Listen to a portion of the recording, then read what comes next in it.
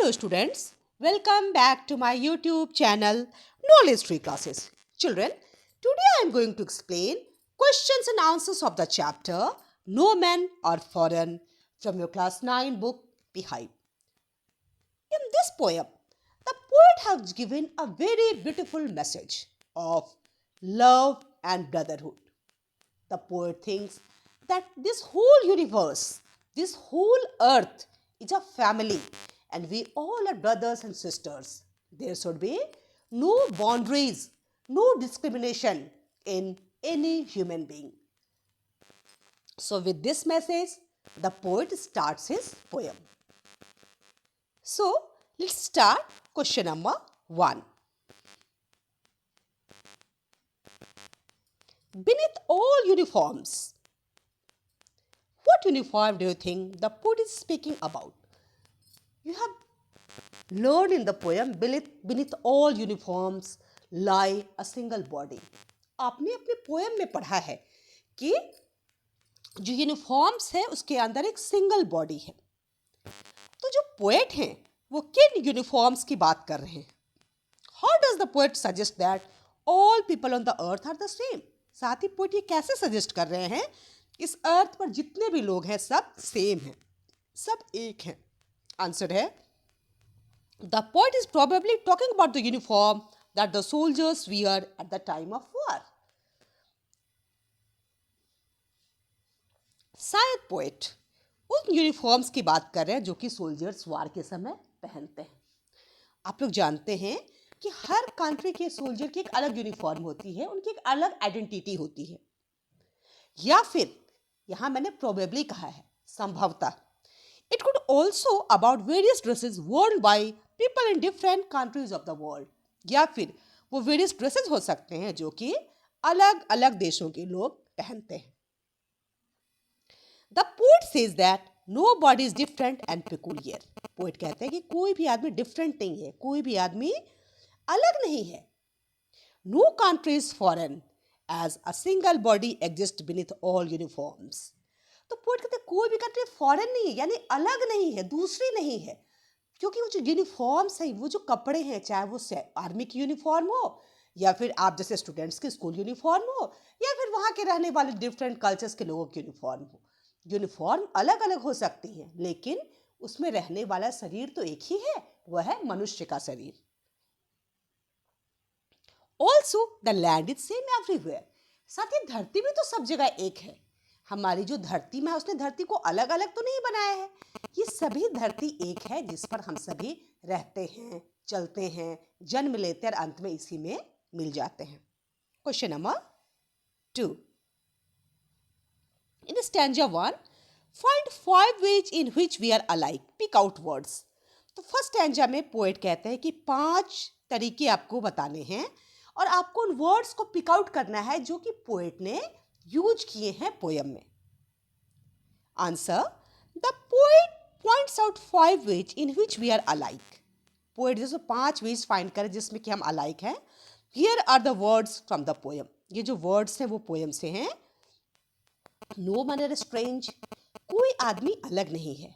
No country is foreign, कोई भी देश अलग नहीं है, सब देश एक है. अ सिंगल बॉडी ब्रीथ्स, हर यूनिफॉर्म के अंदर एक सिंगल बॉडी है जो कि ब्रीथ करे, सांस ले रही है, उसमें जीवन है. Fourth, the land our brothers walk upon, means on the same planet, इसी धरती पर हम सारे लोग हैं जो कि चलते हैं. The same earth in which we all shall lie, और एक दिन इसी धरती में हम सभी विलीन हो जाएंगे, चाहे किसी भी रूप में विलीन हो. मृत्यु के बाद तो इसी धरती में हमें विलीन होना है, चाहे हमारा वो दाह संस्कार हो या फिर धरती में दफन होना हो, लेकिन हर रूप में हमें तो मिट्टी में ही मिलना है. ये हमारे पोएट का कहना है.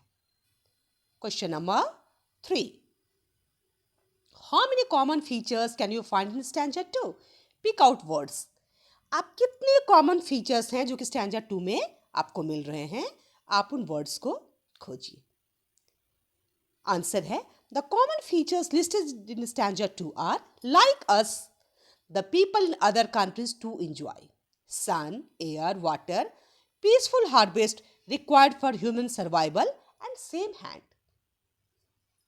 तो पोएट कहते हैं कि हम सारे इस धरती पर रहने वाली चीज, सन, एयर, वाटर है, या फिर पीसफुल हार्वेस्ट, जब युद्ध का समय नहीं होता है तो लोग शांतिपूर्ण ढंग से अपना काम करते हैं ह्यूमन सर्वाइवल के लिए, और उनके जो हाथ है जिससे वो काम करते हैं वो सबकी सब तो सेम है।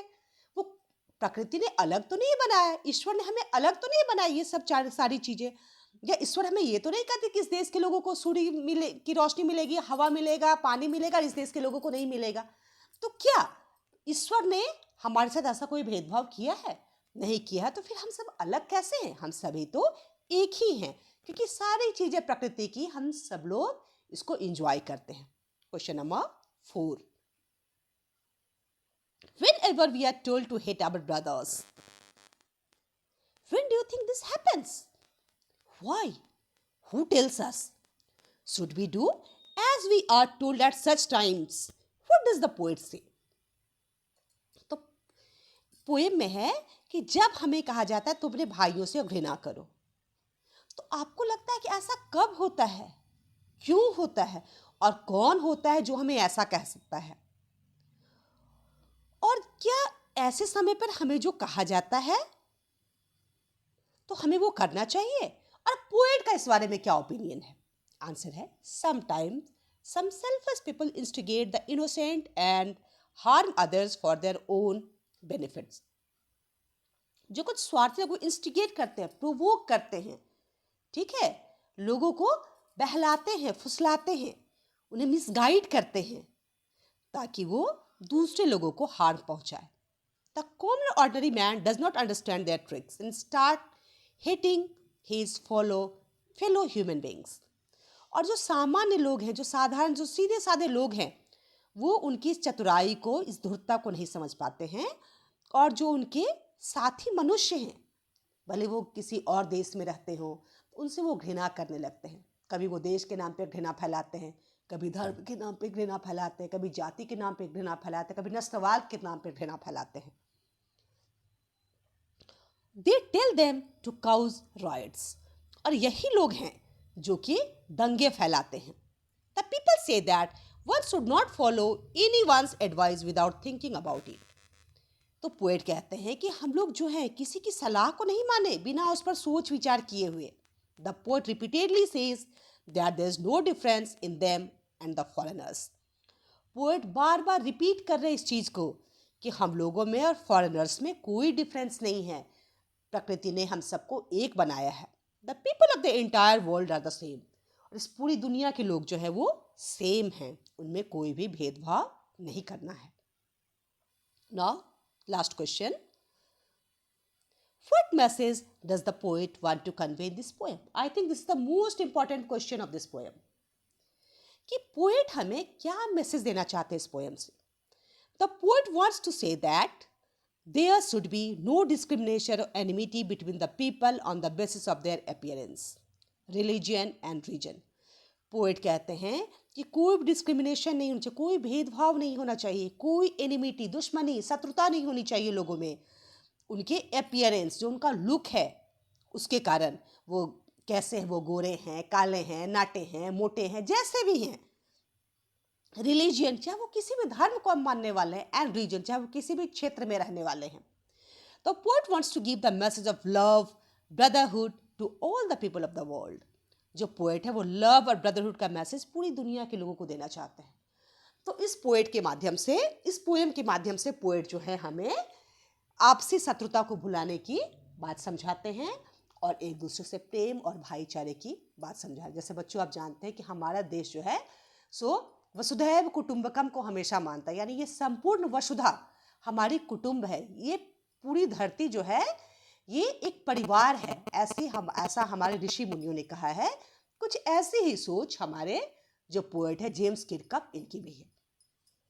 तो मैं उम्मीद करती हूँ कि ये पोएम का जो क्वेश्चन आंसर है आपके लिए हेल्पफुल होगा और एग्जाम में आप इसका यूज करेंगे। तो इसी उम्मीद के साथ मैं इस वीडियो को समाप्त करती हूँ। अगर आपको अच्छा लगे तो आप मेरे चैनल को सब्सक्राइब करें, वीडियोस को लाइक करें, अपने फ्रेंड्स के बीच शेयर करें और मुझे कमेंट करके ज़रूर बताएं कि आपको ये वीडियो कैसा लगा। तो ठीक है बच्चों, मिलते हैं बहुत जल्द एक अगले वीडियो में एक नए चैप्टर के साथ। So thanks for watching my video.